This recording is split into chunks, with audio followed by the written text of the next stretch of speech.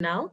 Lovely to see you all, and a very warm welcome. I see we've got about 28 and growing people joining us now, 28, 29 thereabout. I believe we can happily kick off. I'm looking forward to a really great conversation, especially because we're a country of chamas, and I always love to hear the stories of chamas, how they started successful chamas, such as the one introduced our host Eric Oyugi, who give us a quick introduction to Malipo, and then we'll kick off. So today we are having a conversation about taking your chama to the next level. We have with us Vidivici Investment Group. With us here, we have three founders. We have Peter Karanja. Thank you so much, Peter, for making it with us this evening. We have Virginia Wamboi. Thank you so much, Virginia, for joining us. And Gabriel Mwangi, thank you as well for joining us this evening. All right, so Eric, perhaps we can just start with you. Tell us what this evening is about. Tell us about Malipo as well, and why and why Chamas need to have the app today. Okay, thank you very much. I think the main aim of this meeting is to talk about Chamas and less more about Malipo. We just want to find a way of people come together to be Chamas and they want to grow. And we feel like the Chama we have has demonstrated that and show that it's possible. We just want to be able to motivate everyone who is joining us that the best way to grow is to come together and be a Chama. So we want to hear what the challenges are, how can we enable them to do that, and how Malipo then comes in, because Malipo's role is on the financial side, just to help you with your record keeping, be your treasurer, so that you can focus on what's important. That's discussing the investments that you can do, and you leave out the paperwork out of the equation.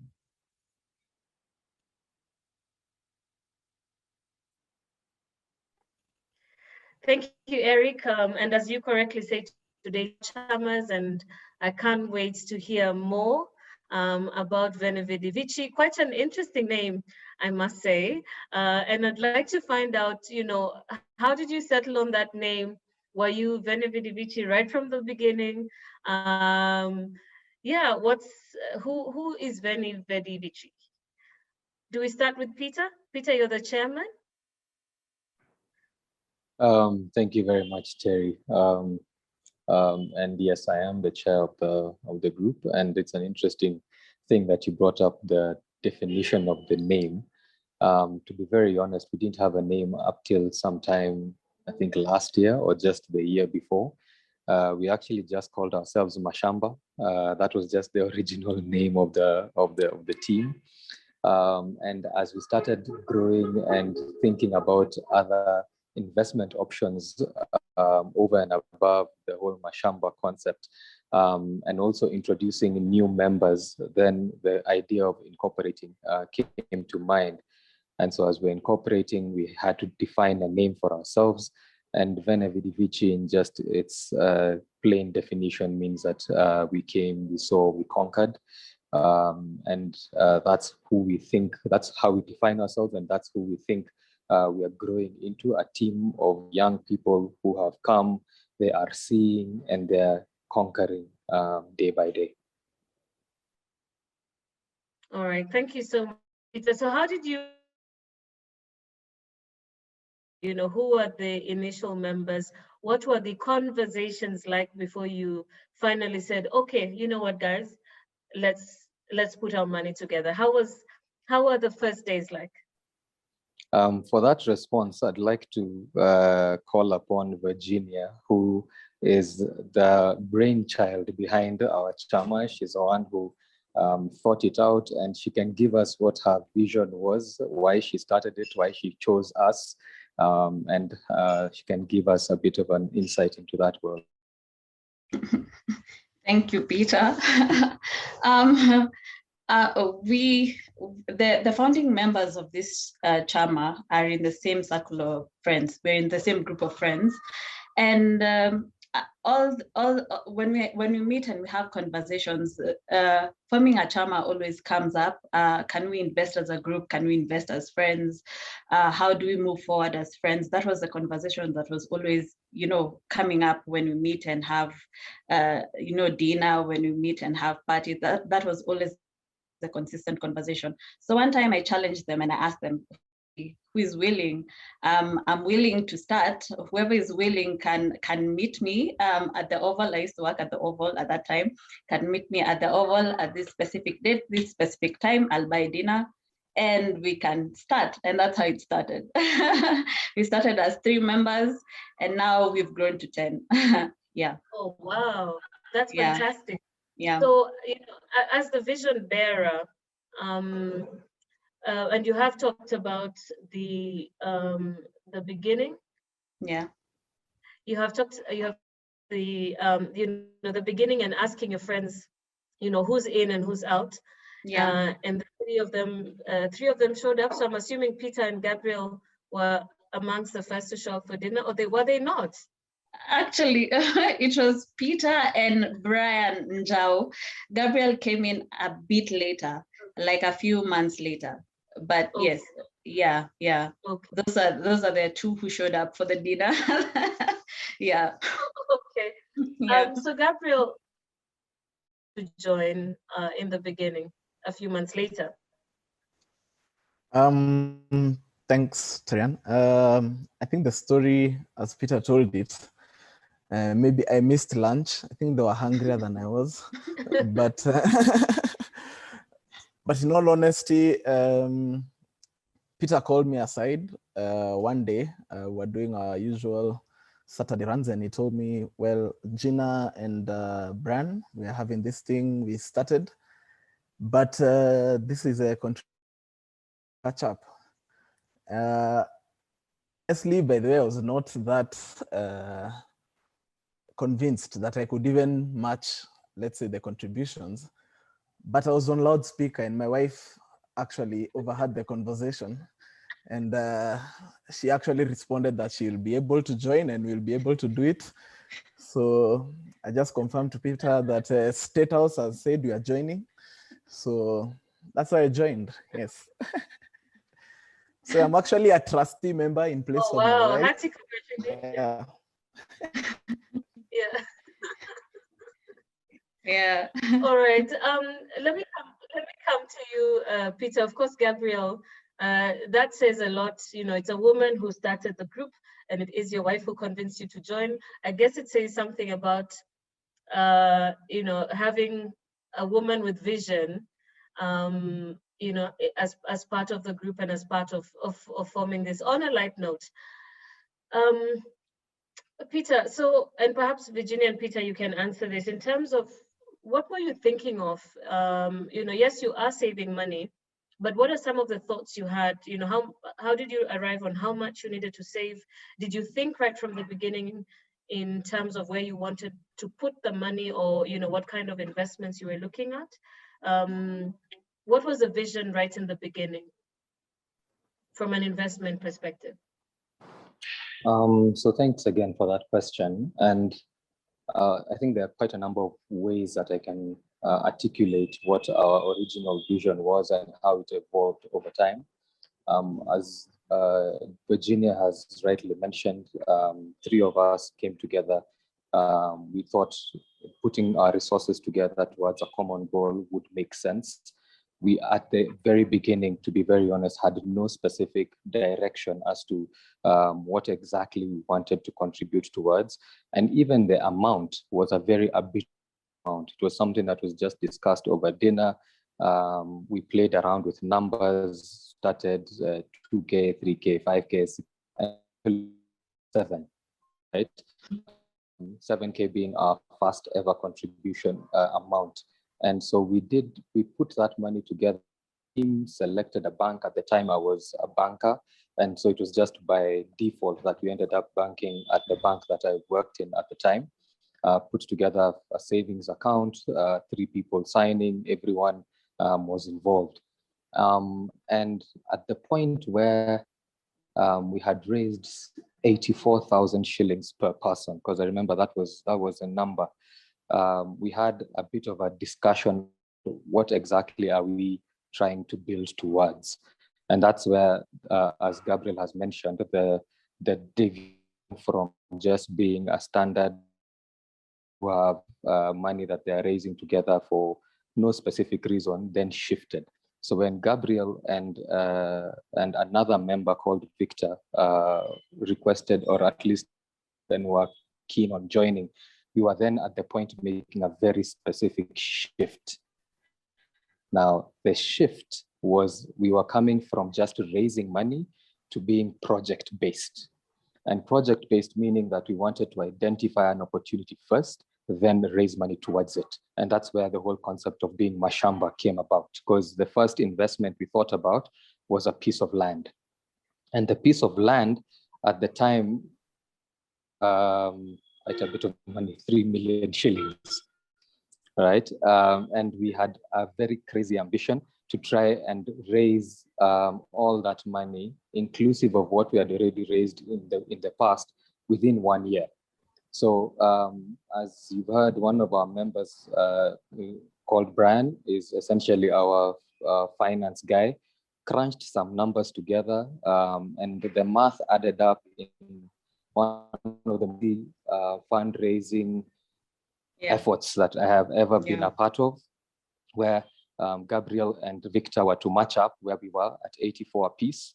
And moving forward, we jumped contributions from 7,000 a person to 38,000 a person to be able to purchase that piece of land within one. And I know, I mean, everyone would probably imagine that's mad, and it was mad. We could do nothing else in terms of entertainment for the longest possible time. But from a strategy or from a visioning perspective, Gina made it very clear that it's temporary pain for long-term gain. And that's been our mantra all through. And I can probably give her the opportunity to tell us how that shaped who we've become today. Thank you, Peter. I think for me, it was always, I didn't want our Chama to be the merry-go-round that is the norm in many Chamas. So for me, the vision has always been to do something significant as a group of people, because I was forming, as it's been said, or joining a Chama was so that I can be able to spread my risk and be able to invest quite a big chunk of money to purchase something that I would not ordinarily do by myself. So I think that is why I always push the guys to get behind that vision of moving along towards creating projects that we can invest in, and maybe moving up our contributions to that to where we are right now. Yeah. Wow, thank you so much. And I think, maturity, I guess, comes with the journey. And once the journey starts, and as the chairman alluded earlier, you started off with one vision, but with time you have evolved into where you are today, and the lessons that you have learned along the way will really help us and our audience today to just also take their chamas to the next level. Gabriel, let me just come to you in terms of, some of the things that you had to think of as a chama in terms of how much are we going to contribute. And, I've had the numbers that Peter has shared earlier when they were talking about 2,000, 3,000, ended up at 7,000. And then later on, based on, projects that you want to take. But what are some of the things that a chama needs to think of? And what advice would you give based on your experience that, the chamas can benefit from? What should they think of? Thank you. Number one, in terms of the figures, I must say they're scary. Even if you're in a group of 100 and somebody starts with a figure of 10,000. I don't know why, but it initially scares everybody who's in it. So for me, I liked the project-based approach because before even going further, it's more target-based and it's driven. So you're able to understand the figure much better. And one piece of advice I'd say that solidifies everything.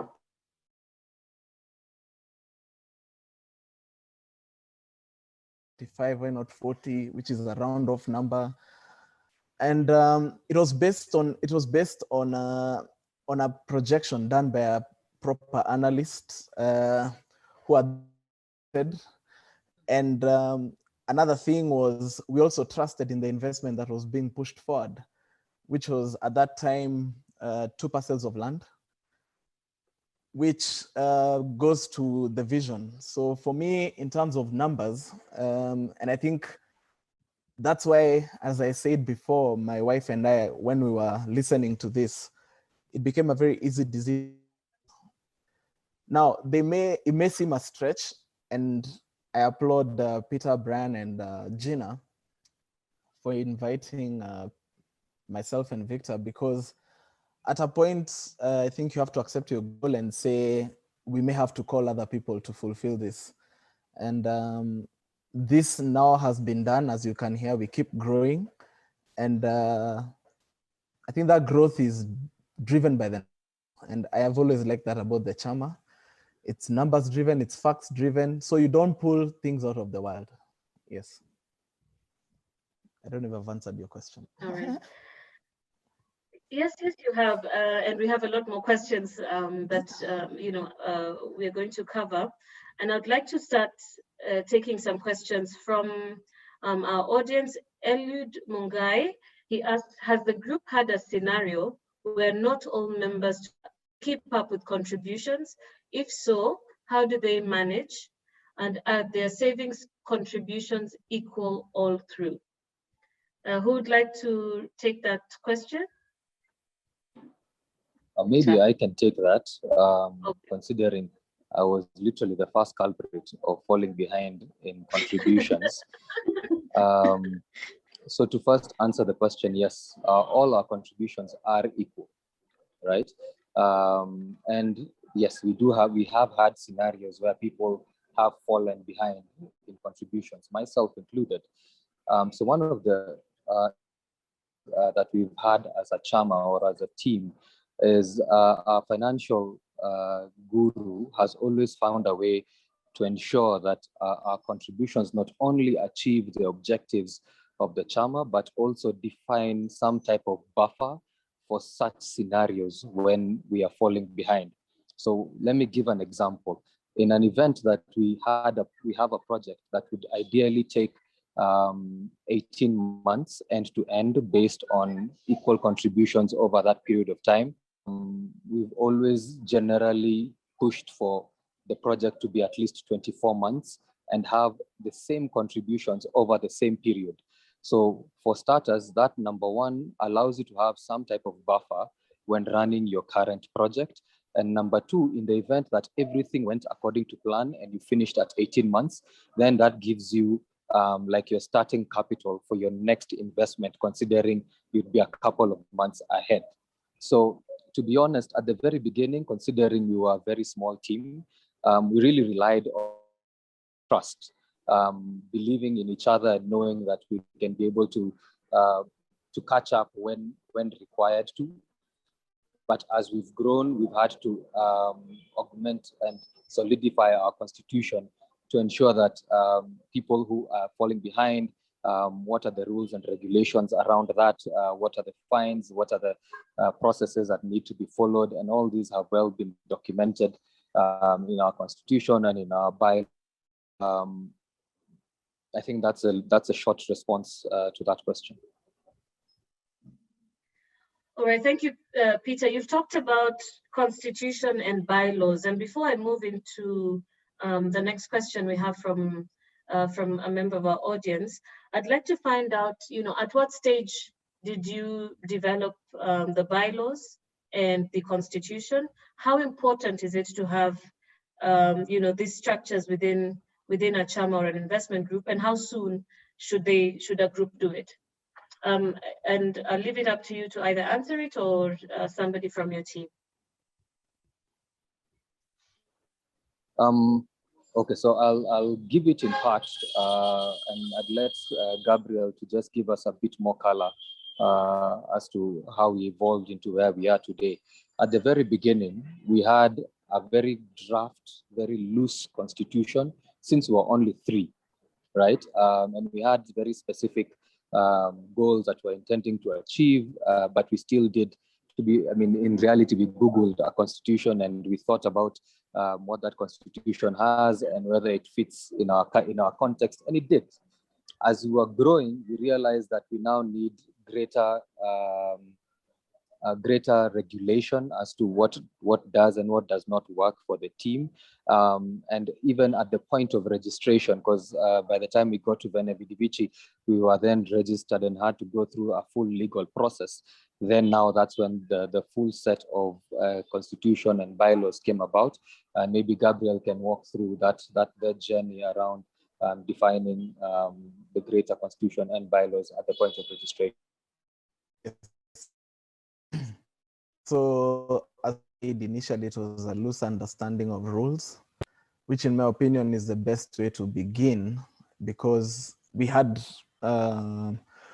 rules we all understood, which were what the fines were, how you enter and how you exit. But at the point of registration, Peter didn't mention is what led us to registration, was we were getting a facility, and from a bank, lending institution, which the institution we were currently dealing with, a bank Peter was dealing with, we thought would prefer not just a joint account as the account was then, but if it was an entity, one person entity. But unfortunately, they did not finance Chamas. So, and part of the guidelines was a formal constitution. And the first things first was to call a lawyer, agree on a lawyer. So it was a couple of meetings. And the lawyer came and sat down with us and told us, do not complicate this thing too much, rules. And our secretary and all of us, the 5 of us, we sat down and just wrote down the ground rules. And the ground rules were then defined into legal terms for the entity which we had chosen to register as, which is the society and not a company. Now, another thing that I should mention is that the constitution, complicated as is, necessitated another set of documents, which is basically the ground rules that are not defined. Find them in law, for example, who to leave things and everything. There are ground rules that are not defined in law, but basically define us, because you can't write in a constitution that some simple things like we should always remain as friends regardless of these things, that can be in a constitution, but you're required to have some of these things. So we do have like 2 sets of documents. There's what defines us as a constitution, that is a legal requirement. But I think we refer more to our ground rules moving forward, which is also easier for us. It's not as legal in terms of, because we don't have a lawyer in our group. So it's very simple and basic. And I think that's how most Chamas should approach it. All right. Well, thank you so much for that comprehensive response. Cecilia Njao is asking, she says, very interesting conversation so far.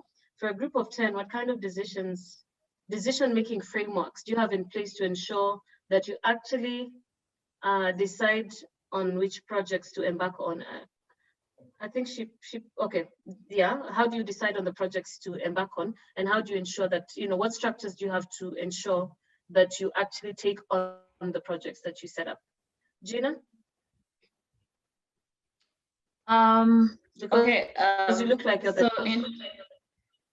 actually, this question would be better answered by Peter, but I will do my best to answer it, and then Peter can take it up from there.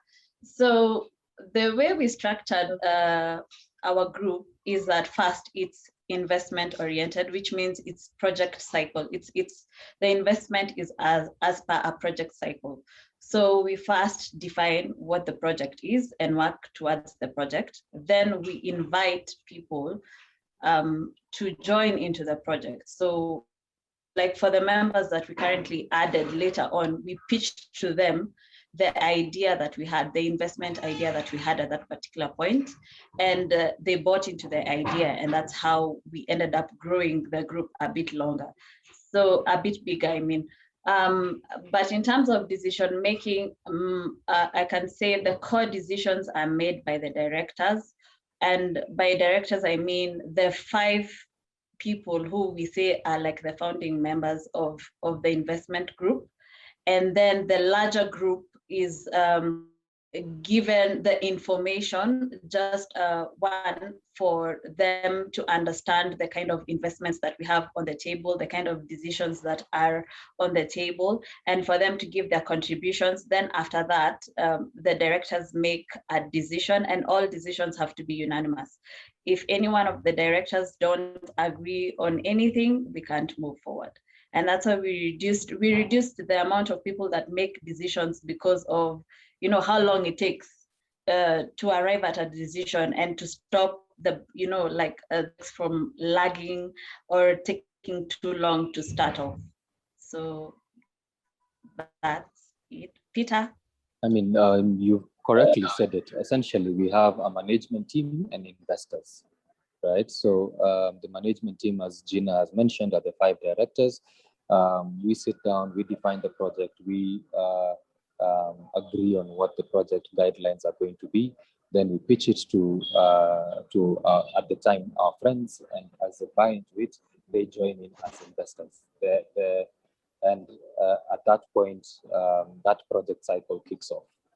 At the point where we want to kick off a new project cycle, we don't assume that all the original investors will remain investors in all project cycles.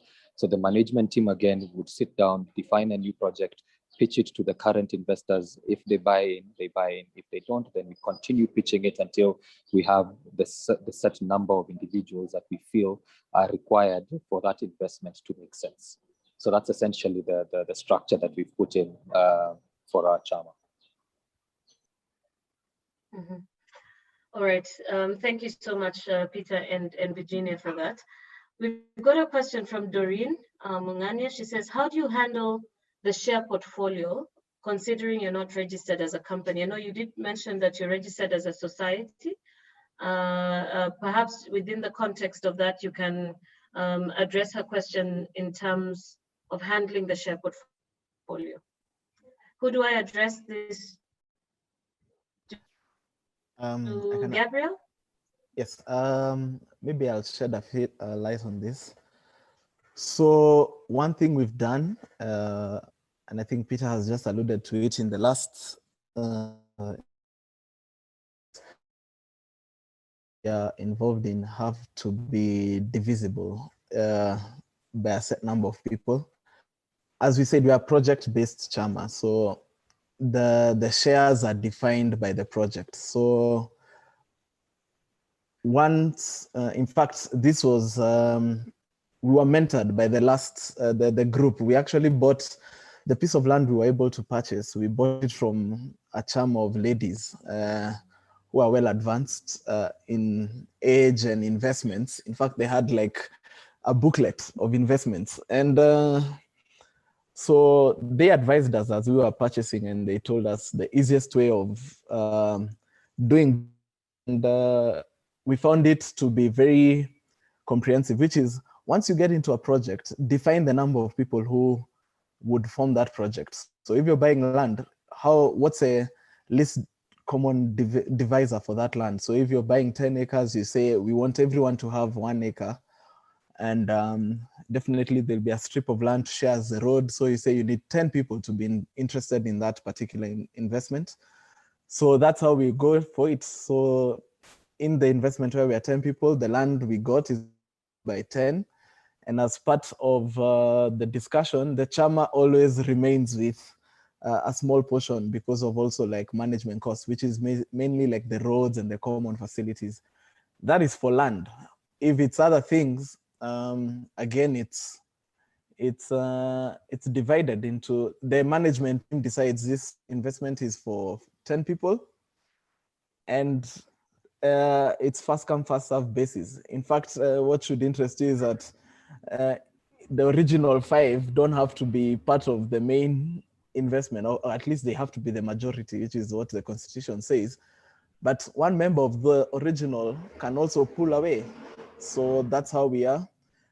And it's helped so far, so that if someone also steps away, it's something which it's the portfolio, whatever they held as their portfolio can be sold to one person or a member of the same Chama. And I think that has made it easier for us in terms of dividing the stakes. Also, the important to note is that our financial guru also maintains our share portfolio. So at any given time when we have like our AGMs, he shares what each individual member has accumulated as at that point. So it's very important in terms of a financial sense for you to understand what you currently have. And if you are interested in any other investment cycle, what you can do based on what you currently have. Yeah.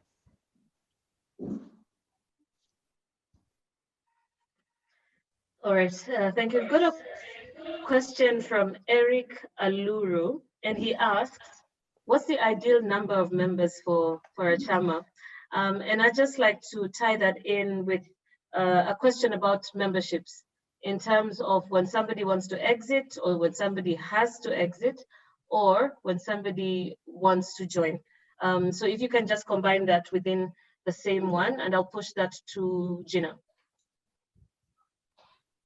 As per law, I think a group would be, I think, anything from 2 to, I don't know whether it's 100, I'm not too sure.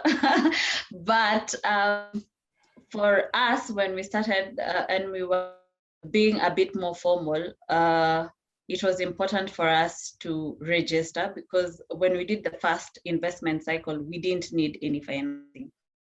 We were adopting the second project that we wanted to do. We needed a bit more financing, and plus the members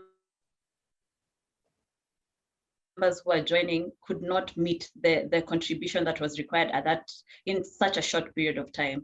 So that's why registration process, and we registered as a society because it was easier. It's easier than having a company. If you want something that is informal, and if you want something that you can be able to add members and have members exit at their point of choosing. You see, when it's a company, it hinder you. There are very many regulations that hinder your exit or entry. So that's why we decided to form our group as a society and register it as a society, so that we can have our investment project very fluid, so that whoever is interested and whoever we pitch to as investors want to join can join, and at the point of the completion of the investment cycle can exit. And we have very clear rules on what exit looks like. You can't leave in the middle. If you leave in the middle, there are hefty fines that you have to pay to be able to leave at that particular point. Every project has clear, defined set of guidelines that guide our exit at the point of completion of the investment cycle. So every member comes in knowing what the exit looks like and how we're going to exit if you want to exit. Yeah. Okay. Yeah. Thank you for that, Virginia. So we've got Liz Wambugu. She asks, she says, first of all, she says, many thanks for sharing your experience.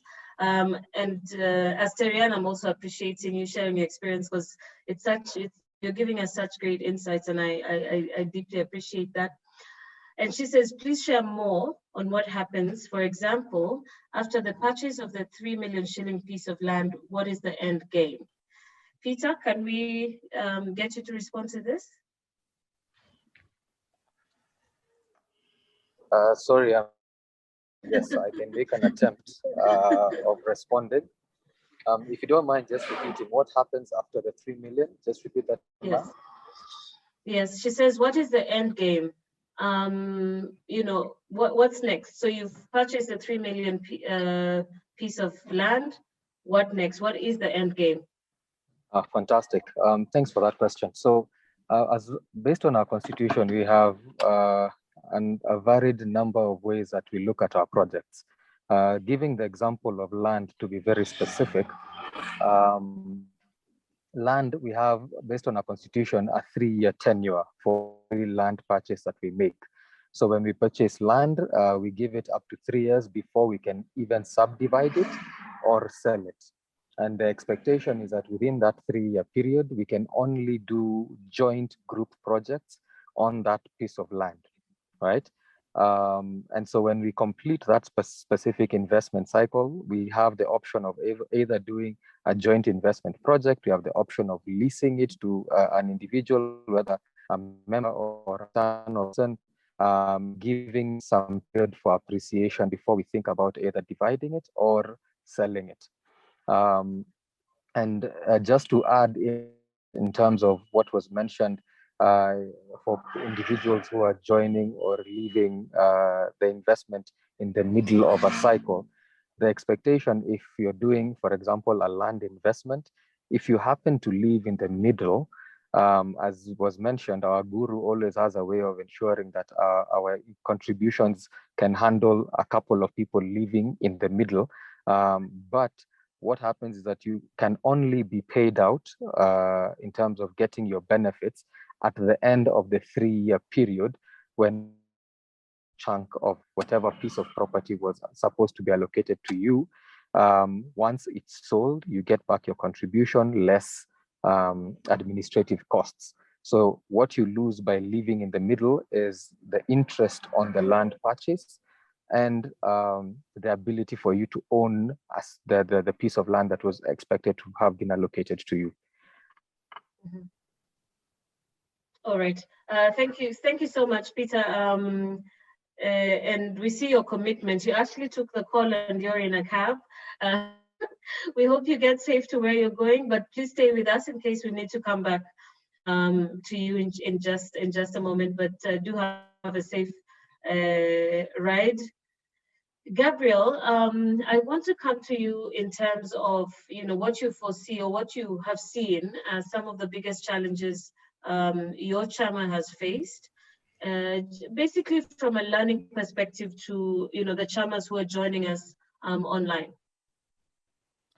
I think the greatest challenge, and it was initially, is always agreeing. I think, but that was sorted out. I think usually that's the greatest challenge.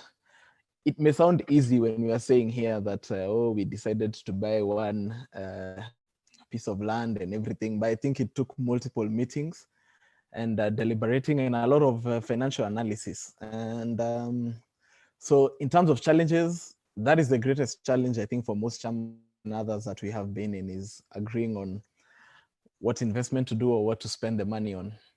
The second one would be contributions dropping. Now, when the Chama was started, and then as it proceeded,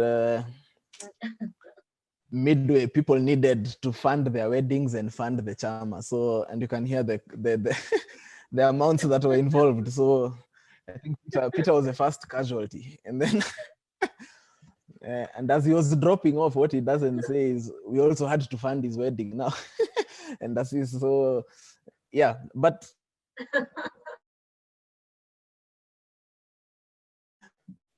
it's aspect challenging thing, and the seriousness that is required from each,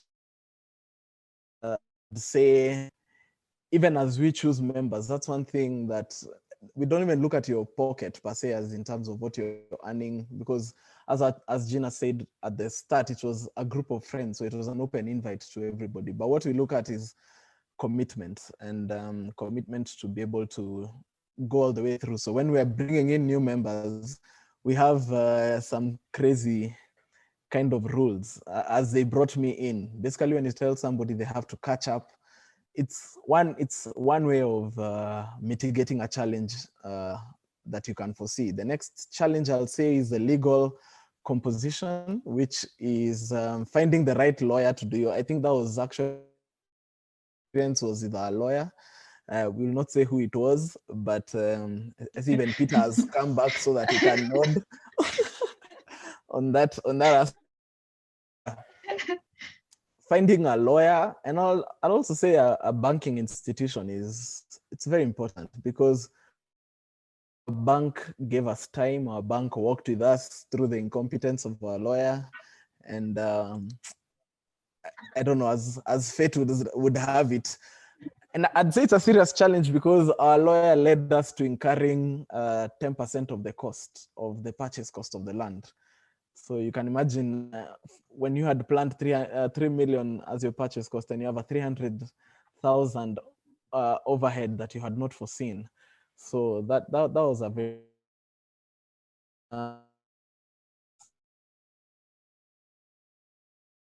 one. So the be a challenge. You may walk into the project thinking, yeah, it's land, it will not have it.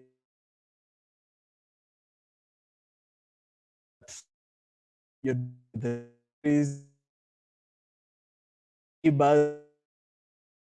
with, in our case, goons who are trying to come and do certain things. And what this introduces is a burden of responsibility of who actually meets the cost. For example, if you have to fence off the land, who meets the cost? I know we keep referring to our CEO until our CFO until people may want to see who he is, but he had foreseen this, and in our costs outside the purchase costs, one other way to mitigate challenges is have a miscellaneous cost. And for him, I don't think he likes the word miscellaneous. So everything was broken down into what actually we anticipate. If you anticipate it, you give it a cost. So if you say we foresee we need to fence off the land, give it a cost it and share it among the members. And yeah, I think so far they're very much the ones that I see are big. Maybe to add the last one, going ahead, there's always a challenge of, especially with this COVID period, is the one challenge people don't like talking about, which is death and that kind of thing. And that's when a solid constitution comes into place. One other thing is, I would say also involve, if you have a spouse, involve them in the day-to-day runnings of your Chama, let them be informed of what happens. We are lucky that all the members, their spouses are like quasi-members or actual members. In the event anything is to happen, they've been working with the Chama, they know what happens. Yes. All right. Thank you for that. And you've raised an issue I'd like to pick up on, when it comes to, finding a lawyer, how to find a good lawyer. And I always say, we learn from our experiences. So because you had a bad lawyer, you can advise others how not to get a bad lawyer and how to get a good lawyer, as well as, all the other formal structures. How do you decide what bank? Point, we didn't hear the last portion of that. We seem to have lost Peter. Did you get Gabriel, did you get my question? The last I was asking about how we choose the lawyer. So you raised a topic that I would like us to just talk about a little bit more in terms of how a Chama goes around finding the right representation, whether legally or a bank. And I know at the beginning of the conversation, as a Chama, the default bank was where as a Chama begins to formalize its operations, how do they go about finding the right in terms of some of the considerations that you put in place? I think to answer this, for us, we based it on our networks, our relationships. We have a network of friends who work with banks, and we happen to have one of our friends who's a loan officer at a bank advise us that their bank does in fact fund Chamas. And I think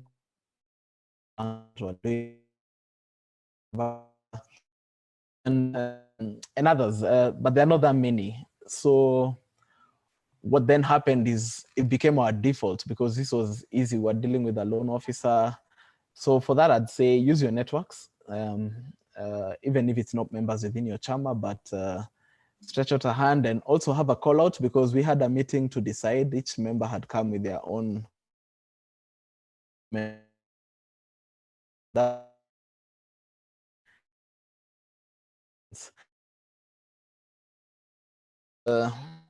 the bank did actually advise us on what the opinion of the lawyer we had picked, but we had two sets of lawyers. We have the lawyer who drafted our constitution, and then we met the challenge that our in-house lawyer, or the lawyer we had selected, was not in the bank panel.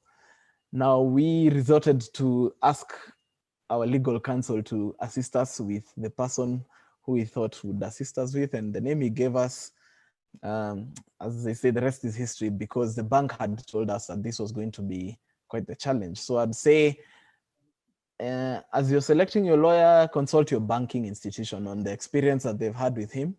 Consult other people on the same, because I think we were in a rush because of the deadlines we had. I think the other challenge would be in terms of other partners. Do not be afraid to consult. For those who are lucky to have parents, they have assisted us in a lot, whether it's in the village. In fact, in terms of the land purchase and where to buy the land, the decision on which land to purchase was, in fact, greatly influenced by parents of the of some of the members of the Chama, because they gave us a better option for the same amount of money that we had, because we were going to buy a smaller chunk, and then they advised that they had seen larger parcels in other areas which we would have been interested in. So I'd say rely on a lot of your networks. Your networks, if it's friends, chances are, if you have good friends, they would lead you. They'll lead you well. Yes. Wow. Wow. Okay. Oh, that's really great. Thanks for sharing your experience. Peter is here. Peter, would you have something to add on it, or can I move into the next part? I think Gabriel has articulated our struggles and our journey quite well, so I think we can progress. Yeah. Okay, great. Eric, I'd like to rope you into the conversation now. Based on some of the issues that have been raised and have been, we have engaged in with the panel. Malipo Pay has come in to try and plug in the gap and provide solutions to Chamas. What are some of these solutions that a Chama can find in Malipo?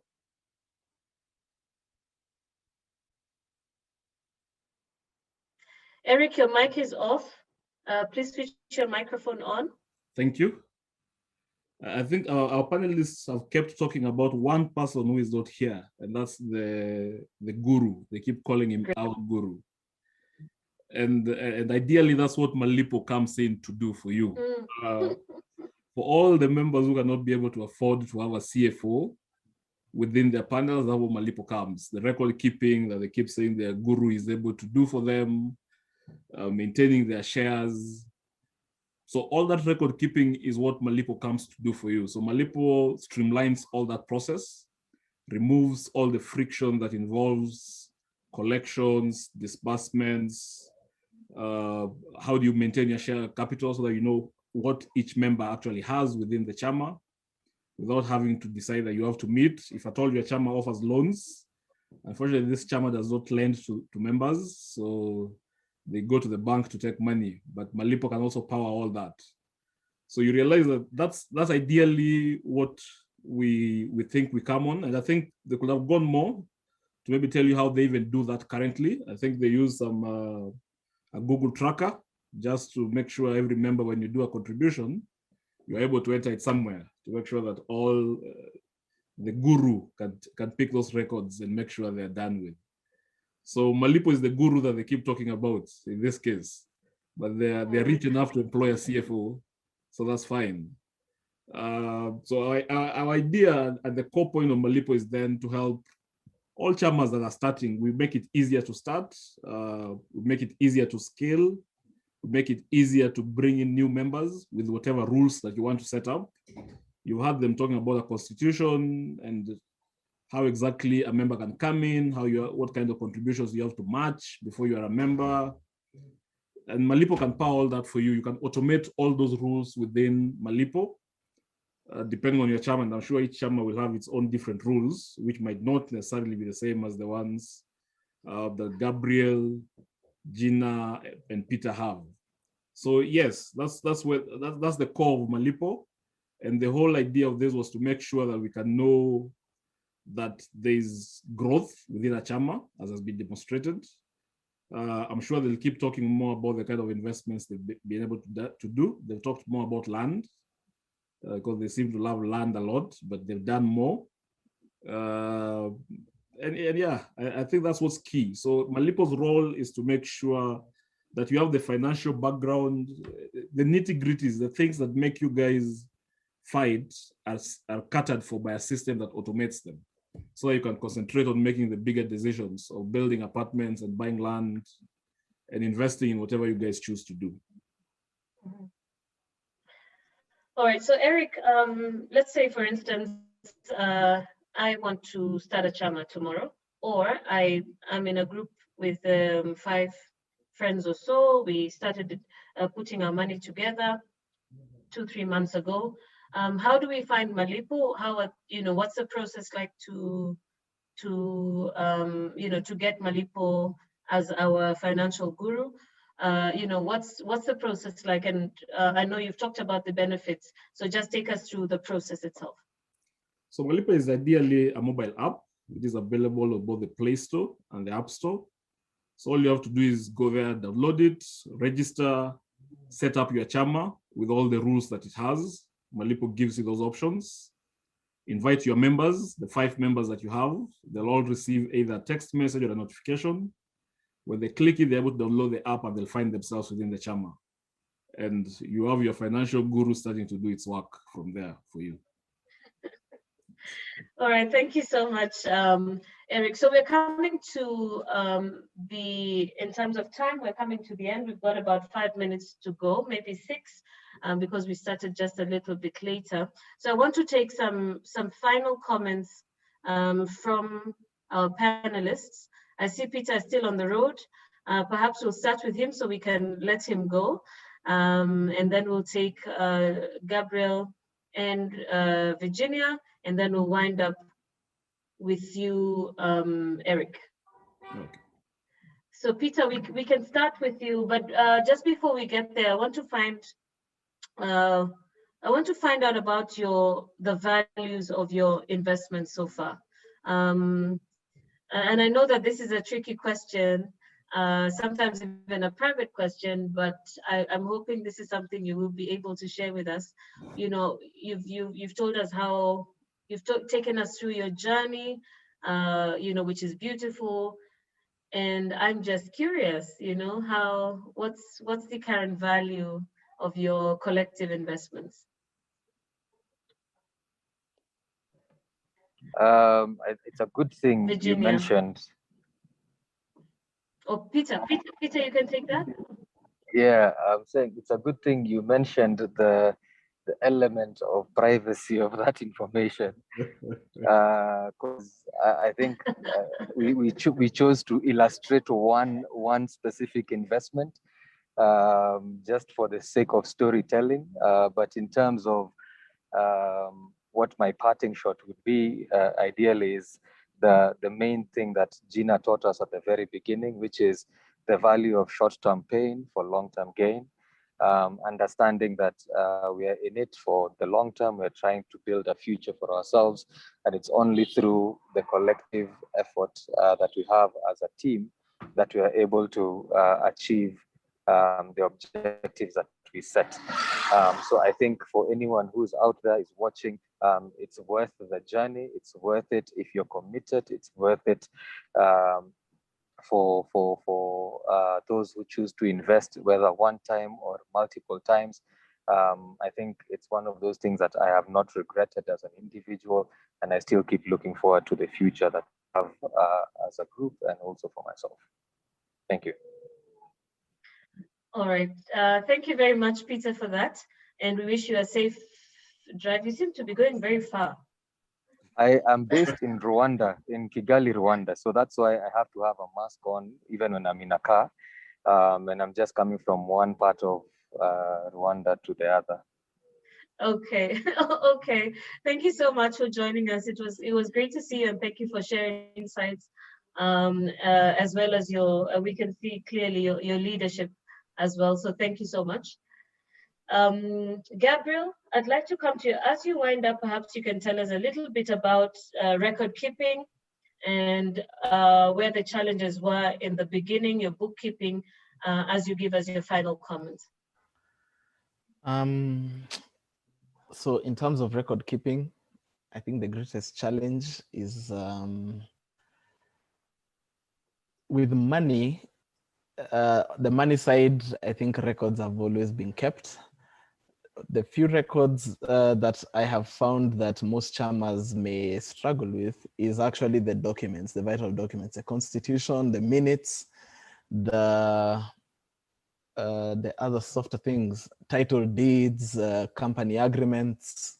So those sometimes are a challenge. So how this was sorted out, Virginia was very sharp on this. We have a common Google tracker for everything, Google Docs on a shared drive. So we're able to share documents.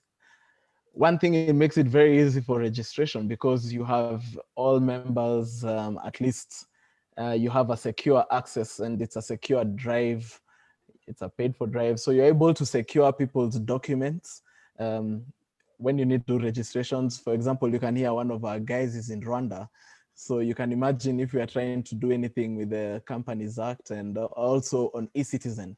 So I would say embrace technology. One thing, and that would actually be my final word, and I'm glad Eric is moving us a step forward, would be for Chamas to embrace technology in a digital era so that people are able to do everything. We move from the manual, but also don't ignore the manual. Documents are very crucial. They're important. Have your documents kept by a secretary, but always have everything accessible to each and every member to avoid the biggest problem of secrecy and other people moving in the background doing things. Yes, thank you. Thank you very much, Gabriel. Virginia will just come to you now. And as you give your final comments, I'd also like you to talk about exit strategy, or the process of exiting a chama, so to speak. Or if somebody wants to exit, how do they go about it for the benefit of those who are listening today? As you give your final remarks as well, Virginia. I think for every chama, you have to have very clear structures and a very clear constitution that guides exit. So like for us, we have exit terms which are based on the project. So it's very clear that at the point of exit, this is one, you get what you get in terms of the investment and the profit that you made out of the investment, and two, the costs that come with it, because there are also administration costs that come with it, and also three, the option of reinvesting the money if you choose to reinvest or if you choose to sit out the investment. So like for us, it's been very easy because it's very project-based, but I would recommend for every Chama to have very clear structures. I think that's one of the things that creates friction, because there's a lot of fog that comes in when you don't know how to exit, when you don't know what to do when you need to exit, who you need to talk to when you need to exit. I think those are some of the things that Chamas need to really define and need to discuss so that every member is clear. And also, maybe one of my final things, my parting shot would be, I would recommend for Chamas to do due diligence in any investment that they undertake, with any legal person that they decide to work with any bank that they decide to bank with. Anything that requires research, I would recommend for all members, to go that way and just do due diligence, so that if if you get the bad side of it, at least you did your research, you did your all the work that was required, and it just happened to be bad luck. But I think when you're well prepared, it's very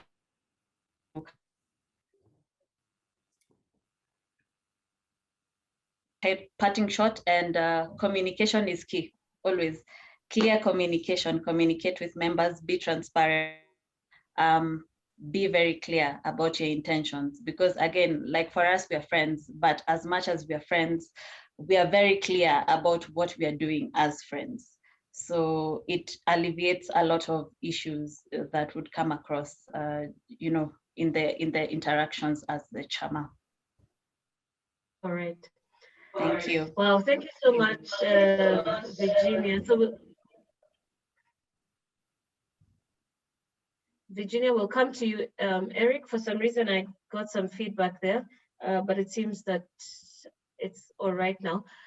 So Eric, as we wind up, perhaps your closing comments to those who joined us this evening to be part of this conversation, as well as a word to Chamas on why they should pay attention and sign up on Malipo Pay. I'm personally very passionate about the idea of Chamas. And key to this is the idea that the only way you can grow as a person is when you come together. It is the easiest way to mobilize capital quickly, easily, and in a transparent way that I've come across. And that's the passion that actually drove the beauty of building Malipo.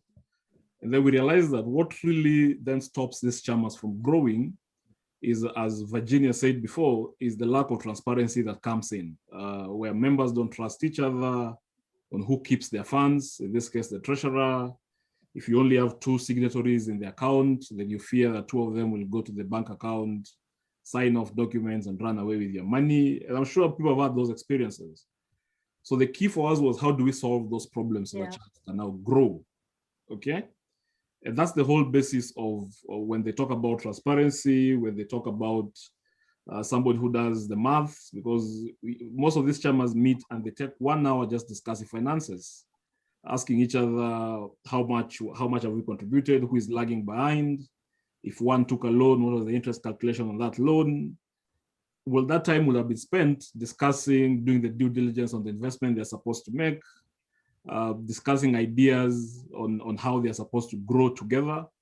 So those are the challenges that ideally we want to remove, so that we can see these organizations actually grow and become into what they can have the maximum impact in society. I'm glad there are people who are doing this very well. We know very big successes so far. We'll keep working with them. We'll keep bringing you these webinars just to let you know that the story, that when people come together, then great things can really happen. So our role at Malipo is to remove those frictions as much as possible. We'll keep listening to your challenges, keep building those solutions within the app.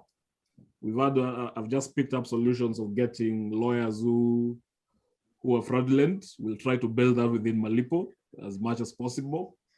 We're building a platform where Chamas can be able to interact with each other so that these lessons can be continued, where you can host each other, have conversations, discuss joint investments, We've talked about share capital and how if somebody wants to exit, this group has very tough laws on how to exit, but people at times are very tied.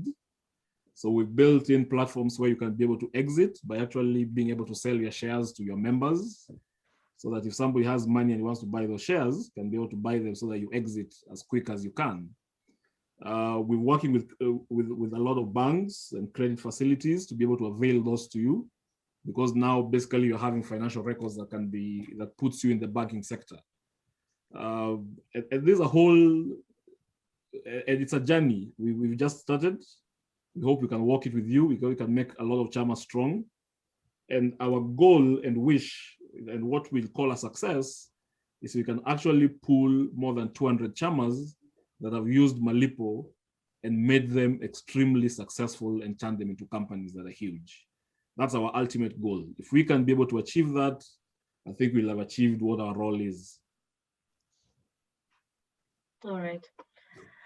Well, Eric, thank you so much to you, first of all, for putting this incredible conversation together, and for what you're doing at Malipo Pay as well. I mean, we know how big the Chama movement is in our country, and the power of collective investments and collecting savings is as well. So thank you so much for putting this together.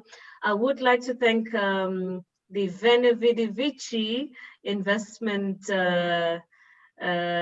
group for being with us this evening, for sharing their experiences so openly, inspiring us all in terms of, you know, how far we can actually go if we put our money together, if we're focused, and if we are, you know, aligned in terms of our visions and our investment goals.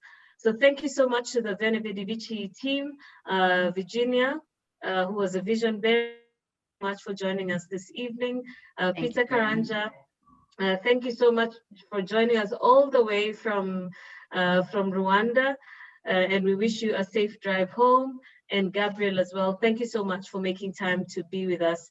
And I want to believe that since this has been recorded, it will be shared on Malipo. Eric, will this be shared? Yes, this will be shared. We'll have it on YouTube. We'll share it on our Facebook, Twitter, and all our social media pages. So yes, you can find this anytime on the web. All right. Yeah. So much. Eric, I will also be able to, once I get the link, I will be able to share it to my social media handles. So those of you who either joined in late or those who will join in later will also be able to just have a listen to this inspiring and wonderful conversation. So thank you all so much. I want to wish you all a wonderful evening. My name, once again, is Terry-Ann Chebet. I have been your moderator, and it's been an absolute pleasure to be part of this conversation. Have a good night. Thank you. Thank you. Thank you. Thank you.